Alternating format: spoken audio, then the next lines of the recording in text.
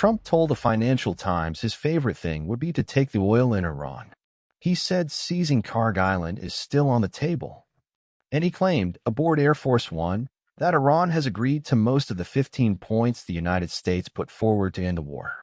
It is Monday, March 30th, 2026. Day 31 of Operation Epic Fury. Pakistan announced it will host direct U.S.-Iran talks in the coming days. The Islamabad summit concluded Sunday with proposals for a Hormuz management consortium. And the war is showing no signs of slowing. This is episode 31 of Epic Fury, the U.S.-Iran War podcast. Follow on Spotify and Apple Podcasts to stay with this story as it develops. Let's get into it. Start with Trump's extraordinary Sunday interview with the Financial Times, because it produced more significant statements in a single conversation than almost any other public utterance since this war began. Speaking aboard Air Force One on Sunday, Trump told reporters that Iran has agreed to most of the 15-point list of demands that the United States conveyed via Pakistan. He said, "They gave us most of the points. Why wouldn't they?" He added that the United States asked for 15 things, and for the most part, they will be asking for a couple more. Tehran did not immediately respond to or confirm those claims. Iranian Foreign Minister Araghchi has previously acknowledged that messages have been exchanged through intermediaries, but has consistently signaled skepticism of Washington's position, and Iran's parliament speaker has dismissed the talks as a cover for military planning. Whether Trump's claim that Iran has agreed to most of the 15 points represents a genuine breakthrough in the message-relaying process, or whether it is a characterization of Iranian responses that the Iranians themselves would not recognize, is impossible to verify from publicly available information. What is known is that the 15-point U.S. plan covers a wide range of demands: nuclear dismantlement at Natanz, Isfahan, and Fordow, abandonment of proxy militia networks in Iraq, Syria, Lebanon, and Yemen, recognition of Israel, restrictions on ballistic missile programs, reopening of the Strait of Hormuz, and a range of verification and monitoring requirements. Iran has publicly rejected the plan as maximalist and unreasonable. Its own 5-point counter-proposal centers on ending assassinations, war reparations, no war guarantees, a simultaneous ceasefire across all fronts, and recognition of Iranian sovereignty over the strait. The gap between these two frameworks is enormous. For Trump to claim Iran has agreed to most of his 15 points either means the message-relaying process has produced private Iranian signals of movement on multiple major items, or it means Trump is compressing and characterizing those signals in a way that stretches beyond what the Iranians have actually conceded. It is also possible that both things are true simultaneously, that Iran has signaled flexibility on certain points through intermediaries, while retaining the public posture of total rejection for domestic political reasons. A government under active aerial bombardment cannot easily be seen by its own population as capitulating to the country dropping the bombs. Whatever movement Iran has made must be conducted under a degree of deniability that allows the leadership to survive the optics. That is what intermediaries are for. That is what message relaying provides. The coming days will reveal which of those readings is closer to the operational reality. Then Trump gave the Financial Times interview, a wide-ranging conversation that revealed the fullest picture yet of his strategic thinking about how this war ends and what the United States gets from it. He said his favorite thing would be to take the oil in Iran. He said, "To be honest with you, my favorite thing is to take the oil in Iran, but some stupid people back in the U.S. say, why are you doing that?"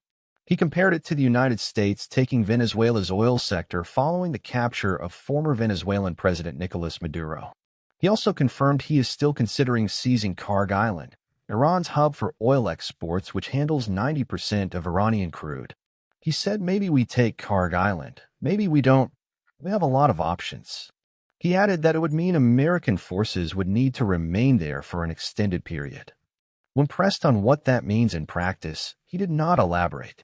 But the direction of travel is clear.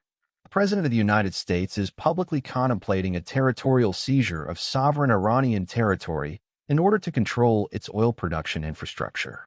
The Kharg Island consideration is not new.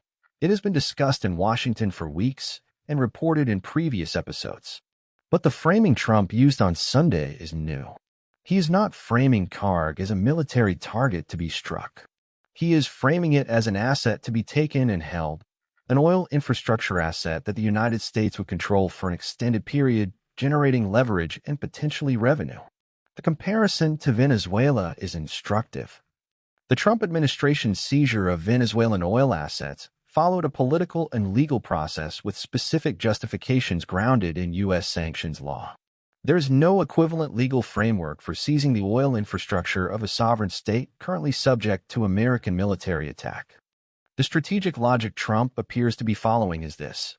If Iran's oil revenues are the economic engine that sustains the Islamic Republic's ability to fund its military, its proxies, and its war effort, then controlling Kharg Island means controlling that engine. An American presence on Kharg, holding its oil terminal infrastructure, would give Washington leverage over Iran's economic survival that no amount of aerial bombardment achieves. Iran can absorb the destruction of military facilities. It cannot easily absorb the loss of the 90% of its oil export capacity that flows through Kharg. That leverage is what Trump is describing when he says taking the oil is his favorite option. The question that military strategists and legal scholars are asking is what it would cost in American lives, international standing, and escalatory risk to actually execute that option, and whether Iran's promised response of striking energy infrastructure across the Gulf region would make the cure worse than the disease. The Islamabad summit concluded its first day on Sunday with significant, if incremental, progress. Pakistan's Foreign Minister Dar described the talks as very productive. Two Pakistani sources told Reuters that Turkey, Egypt, and Saudi Arabia had discussed a proposal for a consortium of those countries to manage oil flows through the Strait of Hormuz, effectively creating an international management body for the waterway that would sit alongside, rather than replacing, Iranian sovereignty. The consortium idea had been discussed with both the United States and Iran, the sources said. Dar confirmed Pakistan will be honored to host and facilitate meaningful talks between the two sides in the coming days for a comprehensive and lasting settlement. The consortium proposal is significant because it offers a potential face-saving mechanism for both sides. Iran would not have to formally reopen the strait under American or Israeli pressure. Instead, an international group of neutral states would manage passage, with Iran nominally retaining some form of sovereign oversight. The United States and the world would get restored energy flows. And the regional powers who have been mediating, Saudi Arabia, Turkey, Egypt, and Pakistan, would have a formal structural role in the post-war management of the region's most critical waterway. Whether Iran would accept such an arrangement, and whether the United States would endorse an international consortium that includes countries friendly to Tehran, are questions the coming days will need to answer. The consortium idea also matters because it provides a structural answer to a question that has been unresolvable in bilateral terms. Trump has said the strait should be jointly managed by himself and the Ayatollah.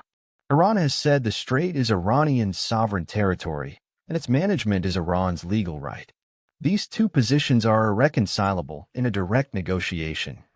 But a multi-party consortium, endorsed by the United Nations or by the international community, would sidestep the bilateral deadlock by multilateralizing the management question. Neither side would have to agree that the other's claim is legitimate. Both would simply agree that a third-party framework manages the practical reality of transit.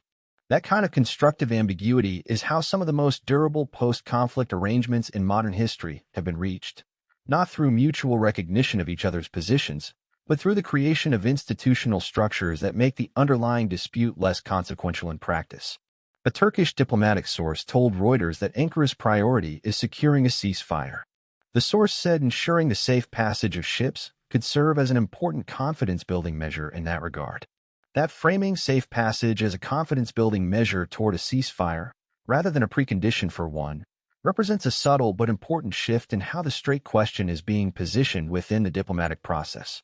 Instead of requiring Iran to reopen the strait before talks begin, the emerging framework suggests that incremental strait access could run in parallel with ceasefire negotiations, with each step of Hormuz opening matched by steps toward a broader political settlement. Pakistan's 20-ship deal with Iran is already a proof of concept for exactly this model. 2 ships per day through the strait does not change the global energy crisis, but it demonstrates that Iran can be moved incrementally, that movement is rewarded with diplomatic recognition, and that the bilateral pathway Pakistan has carved out could be replicated or widened. Turkey's framing of safe passage as a confidence-building measure, rather than a final status demand, is the diplomatic architecture through which an eventual settlement might actually be constructed. A key detail that emerged from reporting on Sunday is the personal connection between American envoy Steve Witkoff and Pakistan's Army Chief Field Marshal General Asim Munir. Qamar Chima, the executive director of the Islamabad-based Sanober Institute and a figure considered close to Pakistan's government and military, told NPR that Witkoff has a direct connection to Munir and they have a good working relationship. Trump himself has previously called Munir a great general and a great guy. The relationship between Witkoff and Pakistan's most powerful military figure explains a great deal about why Pakistan has been so effective as an intermediary in this conflict. It is not only that Pakistan has good relations with both Washington and Tehran, many countries do. It is that the specific channel from the Trump administration into Pakistan's decision-making runs through a relationship of personal trust between the two men most responsible for their respective countries' conduct of this diplomatic process. That kind of individual relationship is the foundation on which the most complex and sensitive back-channel diplomacy gets done. Formal institutional channels are managed by officials following instructions. Personal relationships between principals move faster, communicate intent more accurately, and create the mutual confidence required to take risks that formal processes cannot take. The Witkoff-Munir connection also explains the pace of what has been accomplished. In the past week alone, Pakistan publicly confirmed message relaying between the U.S. and Iran, secured a 20-ship Hormuz transit deal, hosted the foreign ministers of Saudi Arabia, Turkey, and Egypt, announced it will host direct U.S.-Iran talks in the coming days, and position itself as the central node of the most active diplomatic effort this war has produced. That sequence of achievements, delivered in 7 days by a country that had no formal role in the conflict when it began, reflects what is possible when the right personal relationships are aligned with the right institutional mandate and the right moment of diplomatic opportunity. On the energy and economic front, Brent crude trading above $107 on Monday reflects a market that has largely priced in the Hormuz closure, but is now beginning to price in additional risks: the Houthi entry, the potential Kharg Island seizure, and the possibility of ground operations. Oil analysts estimate that a U.S. seizure of Kharg Island could produce a short-term spike to $120 to $130 per barrel before stabilizing lower if American control of the island produces stability rather than further regional retaliation. Iran's counter-threat to strike energy infrastructure across the Gulf is the factor that could push prices significantly beyond that range. Saudi Aramco, ADNOC, and Kuwait State Energy Company have all quietly increased their security protocols around their own facilities in anticipation of exactly that scenario. On the military front on Monday, Israel continued its strikes across Iran. Asian stock markets fell on Monday morning across the board, the Nikkei, the Kospi, and the Hang Seng all declining as investors priced in the prospect of a longer and wider conflict than markets had been expecting. An Indian worker was killed in Kuwait on Monday following an Iranian missile or drone attack, according to Kuwait's news agency. It is the latest instance of migrant workers, the most exposed and least protected demographic in the Gulf states, bearing lethal consequences from a war they have no stake in. Israel intercepted 2 more drones from Yemen early Monday, marking the 3rd consecutive day on which Houthi projectiles have been fired toward Israel since their entry into the war on Saturday. The Houthis sustained pace, a ballistic missile on Saturday, a cruise missile on Sunday, drones on Monday, confirms their involvement is not a symbolic one-off. They are establishing a pattern of persistent low-level operations, testing Israeli and American air defenses, calibrating their tempo, and demonstrating staying power. Their spokesperson has said operations will continue until aggression on all resistance fronts stops. The critical question, which energy markets are monitoring with intense focus, is whether their attacks expand from projectiles aimed at Israel to attacks on commercial shipping in the Red Sea and the Bab al-Mandab Strait. Saudi Arabia's oil is currently routing through the Bab al-Mandab rather than Hormuz. A sustained Houthi campaign against Red Sea shipping would close Saudi Arabia's only remaining sea export pathway and produce a dual-corridor shutdown of historic proportions. The USS Gerald R. docked in the Croatian city of Split on Saturday for a scheduled maintenance stop, the first time either carrier's strike group has temporarily departed the operational theater since the war began.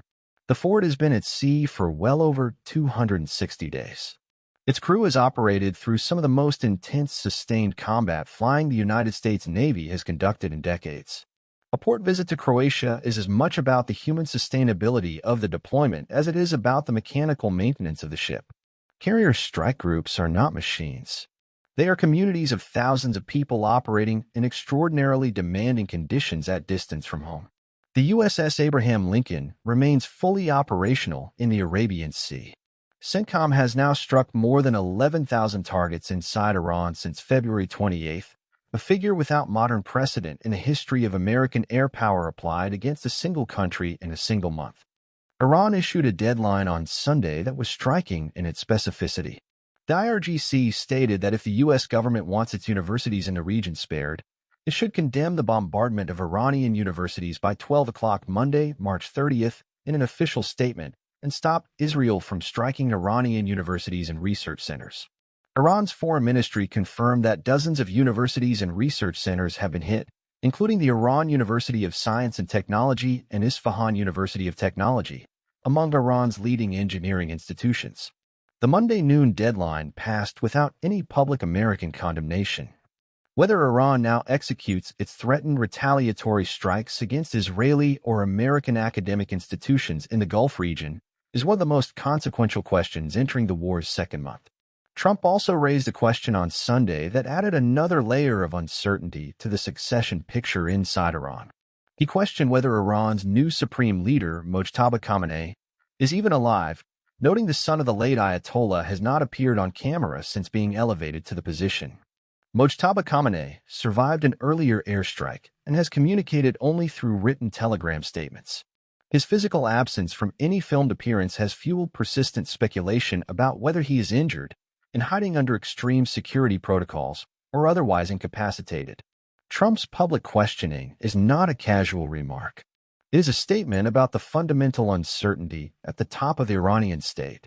Any ceasefire deal must ultimately carry the Supreme Leader's sanction.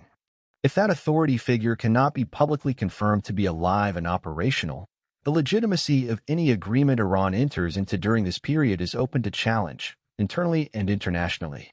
The question of who is actually running wartime decision-making in Tehran is therefore not academic. It is the most consequential unknown of this entire conflict. As Day 31 closes, the diplomatic trajectory is the most advanced it has been since the war began. Pakistan says direct U.S.-Iran talks are coming in the coming days. The Islamabad Quartet has proposed a Hormuz management consortium that offers face-saving to both sides. Trump claims Iran has agreed to most of the 15 points, a claim Tehran has neither confirmed nor denied with any specificity. Iran is passing messages through intermediaries that suggest some engagement with the diplomatic process, even as it publicly insists no negotiations are taking place. And Pakistan's army chief has a personal working relationship with Trump's lead envoy that is making the entire apparatus function. At the same time, Trump is openly musing about taking Iran's oil, seizing Kharg Island, and maintaining an American occupation of Iranian sovereign territory for an extended period. The Houthis are firing every day. Iran has set a university ultimatum whose Monday noon deadline passed without an American response. 11,000 targets have been struck inside a country whose Supreme Leader may or may not be alive and operational. And the April 6th power plant deadline is now 1 week away. The tension between the diplomatic and military tracks has never been sharper. A president who says Iran has agreed to most of his demands is simultaneously telling a newspaper that his favorite option is to take their oil. A country that says there are no negotiations is simultaneously allowing Pakistani-flagged ships through the strait it claims to control. A military whose civilian leaders say no ground troops are needed has a 3,500-strong Marine Expeditionary Unit sitting in the Arabian Sea aboard an amphibious assault ship designed specifically for ground operations. These contradictions are not accidents. They are the operating conditions of a war that is simultaneously escalating and edging toward diplomacy, with both sides trying to negotiate for maximum strength while keeping options open that would end any negotiation instantly. The next few days are among the most consequential since the first bombs fell. If direct U.S.-Iran talks happen in Islamabad this week, and if the Consortium Hormuz proposal gains traction with both Tehran and Washington, this war may be approaching its first genuine off-ramp. If those talks do not materialize, or if Iran executes its university threat and provokes a fresh round of retaliatory strikes, The April 6th power plant deadline will become the next threshold the world watches tick toward expiry, the fourth ultimatum in a sequence whose credibility erodes with each extension that passes without consequence.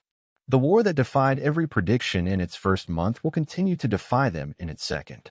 This has been episode 31 of Epic Fury, the U.S.-Iran War podcast. Day 31. The diplomacy is moving faster than at any previous point in this conflict. The bombs are still falling. The Houthis are firing for a third consecutive day. Trump wants to take the oil. And somewhere in Tehran, a supreme leader who may or may not be operational is being asked to decide whether to meet the Americans at the table or wait for the next bomb. We will be back very soon.